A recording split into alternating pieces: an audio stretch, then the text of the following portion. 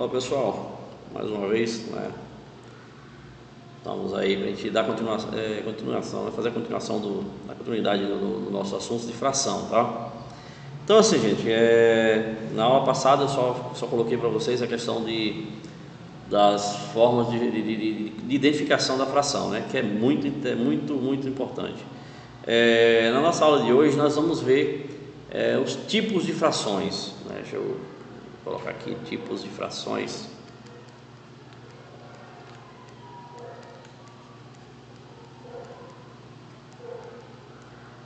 Tipos de frações. Esse é o nosso assunto hoje. E assim, gente, quando a gente fala em frações é um assunto muito extenso, né? São várias formas de identificar a fração. A primeira delas é aquela que eu passei para vocês, que é vocês identificarem o que é numerador e o que é denominador, certo? Depois é reconhecer os tipos de frações. O que é isso? É porque a fração ela tem vários tipos. Nós temos frações chamadas frações próprias, frações impróprias, frações aparentes, frações equivalentes, frações irredutível, fração mista. Então, assim, são vários tipos de frações que a gente tem, né? Que tem que entender, que a gente tem que saber identificar, né? Para resolver. Que aí depois nós vamos nós temos a adição, multiplicação, que são as operações de frações, né? Adição, subtração, multiplicação e divisão de frações. Entre outros assuntos, né? Nós temos porcentagem de frações, são assuntos mais, digamos assim, complexos para agora, né? Não tem como, mas eu espero que nas próximas aulas a gente aprofunde um pouco mais. Então assim, gente, frações, o primeiro tipo de fração, ela é uma fração própria. Fração própria.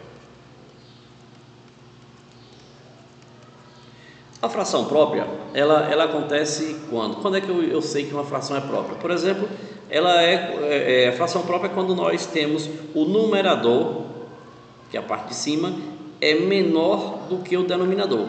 Então aqui, toda vez que vocês verem uma fração em que o numerador, que é a parte de cima, né, mais uma vez frisando, e é menor do que o denominador, ela é uma fração própria.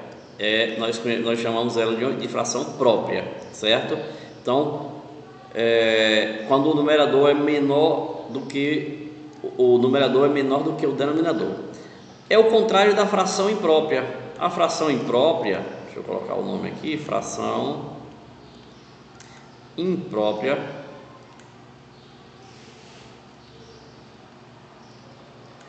é o contrário, é quando o numerador é maior do que o denominador. Aí nós identificamos que essa fração ela é imprópria. Na verdade, ela se torna igual, a mesma coisa da fração mista. A fração mista, que nós vamos colocar aqui também, mas ela é uma fração imprópria. Por que é imprópria? Porque o numerador é maior do que o denominador. Na fração, deixa eu colocar aqui na frente, fração mista. Vou separar aqui, fração mista. É igual à fração imprópria. A diferença dessa fração, da fração mista, é que ela aparece com um número aqui na frente, que é o que chamamos de inteiro. Então, deixa eu ver aqui. Pronto. Esse tipo.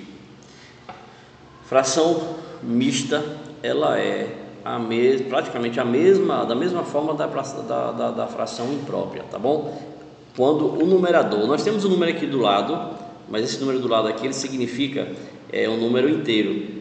Se for para nós representarmos essa fração, para a gente representar essa fração mista aqui através de desenho, como é que nós faríamos? Observe que eu já falei para vocês que a parte de baixo é a parte que é feita o todo, não é isso?